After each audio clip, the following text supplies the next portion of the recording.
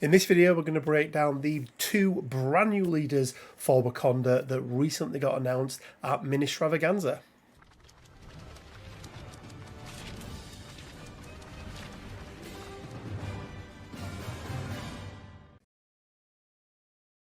Hey guys, Rich from Richmond Gaming. I hope everyone is doing fantastically well. Welcome to this, another Marvel Crisis Protocol video. And we've had our first panel from MiniStravaganza. And rather than doing one big, long video breaking down absolutely everything we saw, this time round I'm going to break it down into smaller videos, each individual video covering the characters that we saw. And we're going to start with the first reveal that we got, which covers the brand new Rivals pack.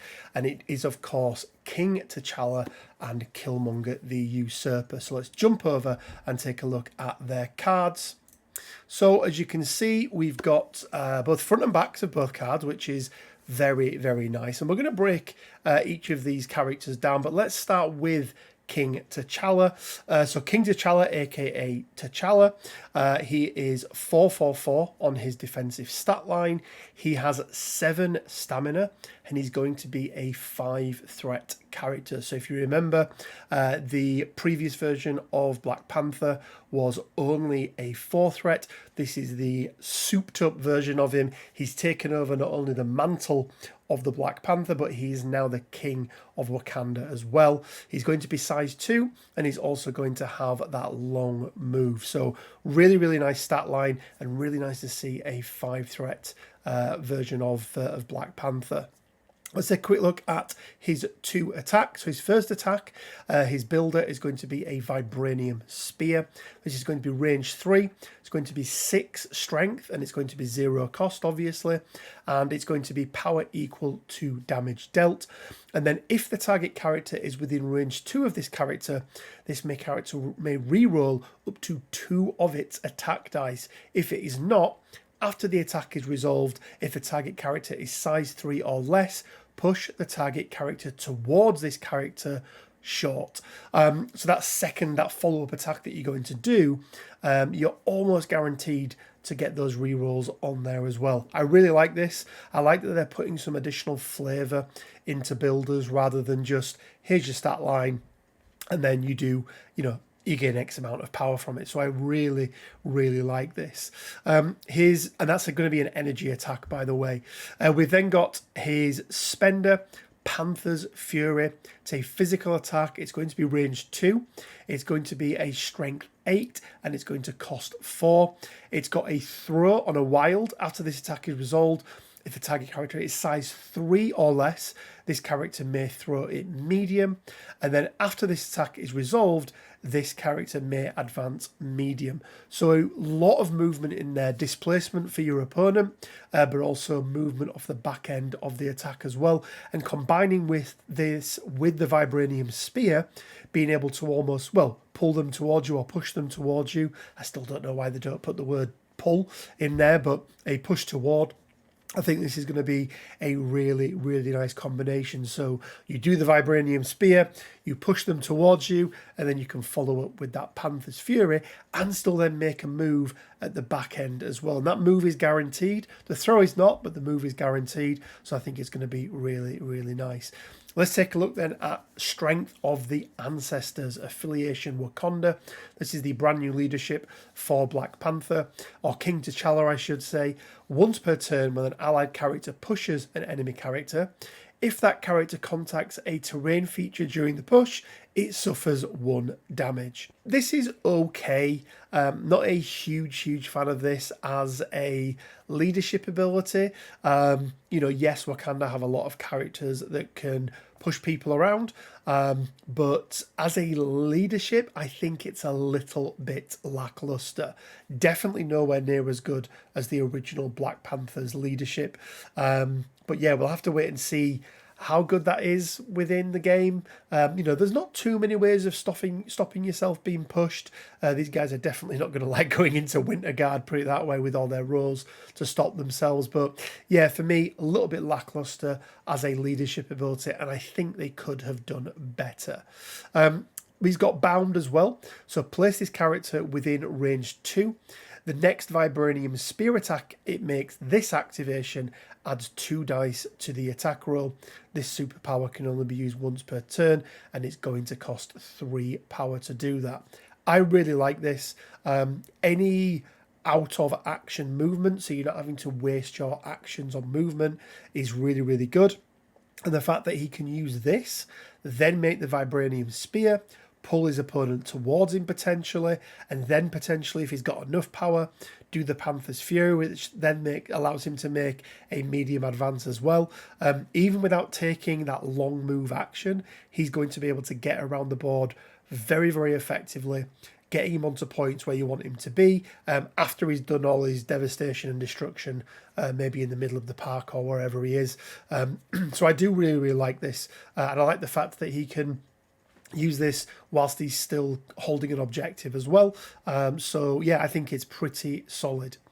We've then got Royal Rebuke. It's going to be a reactive ability, and it's going to cost 2. After an attack targeting this character is resolved, if the attacking character is within range 3 of this character may use this superpower.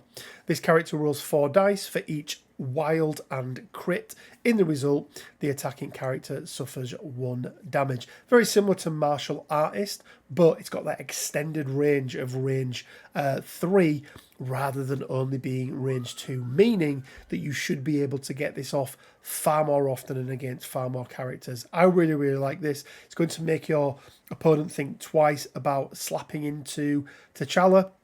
And the fact that he doesn't actually have to have taken any damage for it is also really, really nice as well.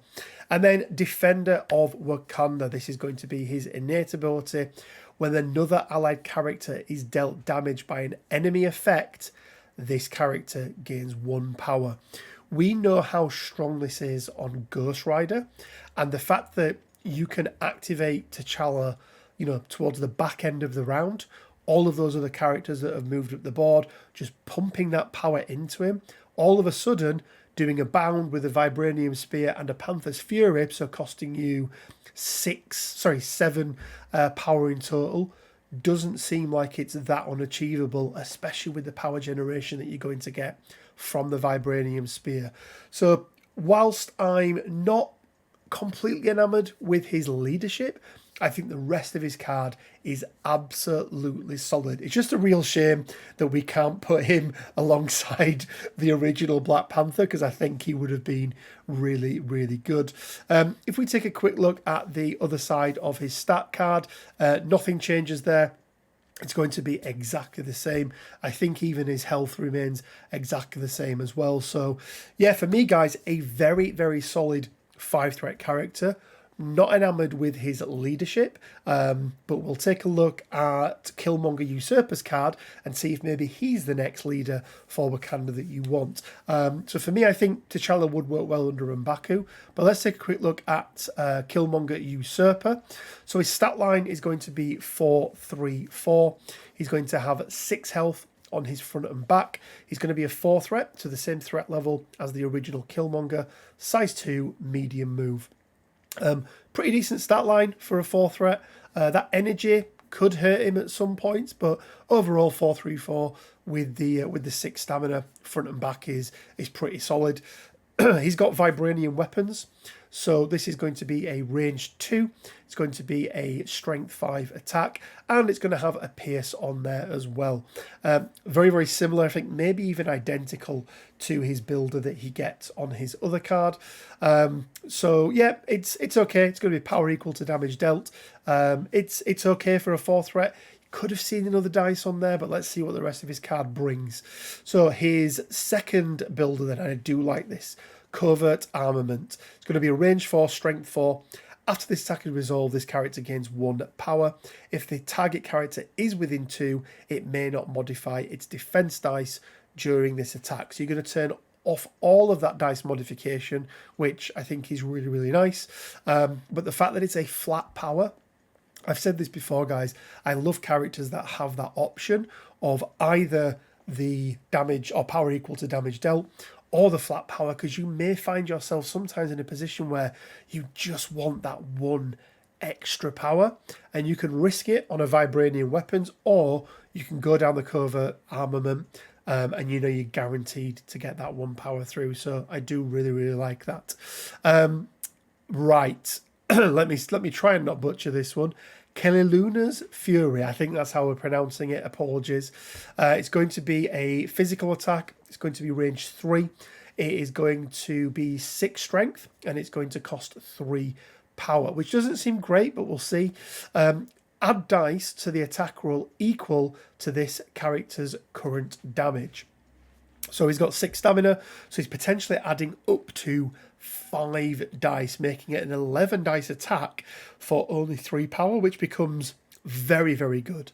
You know, you could potentially mix this up with no matter the cost, where you take damage rather than paying power for the attack.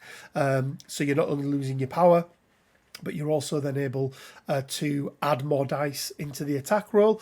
And then the target character cannot modify its defense dice during this attack. So once again, turning off any dice manipulation, which is really strong in the game.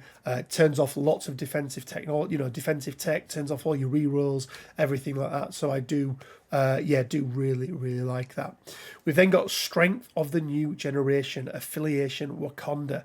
I was really surprised to see Killmonger as a leader in Wakanda. I know there was talks at first that this was going to be another criminal syndicate leadership. Like, do those guys need any more leaders? I don't think they do.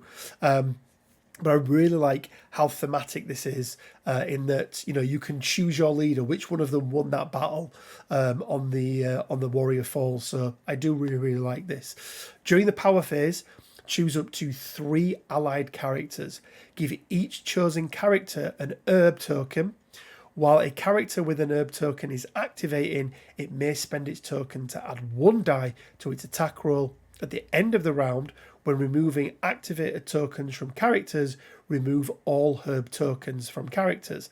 A character that has a herb token removed in this way suffers 1 damage and gains 1 power. Really interesting. It's obviously similar in terms of dishing out the tokens to Star-Lord's leadership. But I really like this, guys. I really like the fact that you are able to dish them out to your bigger characters, potentially. Maybe dish them out to characters who have got healing factor or something like that to get rid of that heal the next time they activate.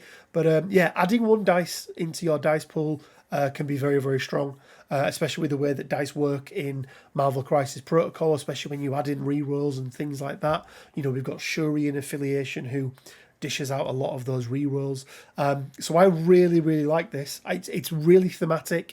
It feels really thought through, and it's the fact that he's now got control of the herb, and he is dishing it out to his subordinates and letting them reap the benefits of it, whether that's in the form of a damage and a power or in the form of an extra die when they make an attack. So yeah, really like this one. He's got Pounce for his first or his only active ability. It's going to cost 2. Character is thrown short, and when he collides, the other characters take damage basically, but he doesn't suffer any damage for it. So it would turn it into a 3 damage incoming collision, which is pretty good. It's also really nice. Again, we spoke about out of action movement. The fact that he can do that for 2 power means that you may not have to use a movement action to get him to where you want him to be. So I do really like that. And then rounding it out, costing 2, it's going to be reactive, Untamed Force. After an attack targeting this character is resolved, it may use this superpower. If the attacker is within range 2, this character may make a vibranium weapons attacking the targeting character. This superpower can only be used once per turn. I love this. I absolutely love reactive attacks. I love it on Venom. I love it on the original Sabretooth. I really like this.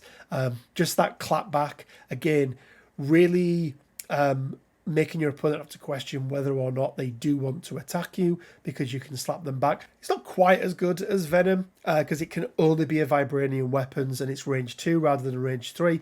and the fact that Venom gets to heal off the back of it. But still, I absolutely love this. Really, really do like this. Quick look at his injured side, and once again, nothing changes. Let me just double check and make sure I've got that right. Yeah, nothing changes on his injured side.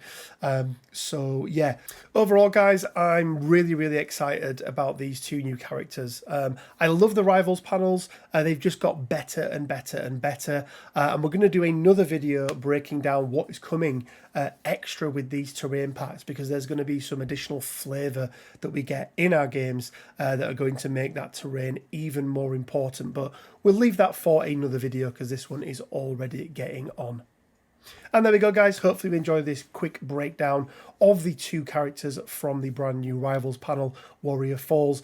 Check out the MiniStravaganza. It's live at the moment. There's so many cool stuff going on. Expect more of these videos. If you maybe this is the first one that you've watched, go and check out some others, because we're going to be doing these for every single character that they show on the panel. So yeah, guys, usual stuff. If you could like and subscribe, head over and check out the Discord. Big shout out to all the Patreons, and if you do want to support us on Patreon, you can do so from as little as £1 a month. Everything is down in the description below, and as always, guys, it leaves me with just enough time to say stay well, keep safe, and until next time, bye for now.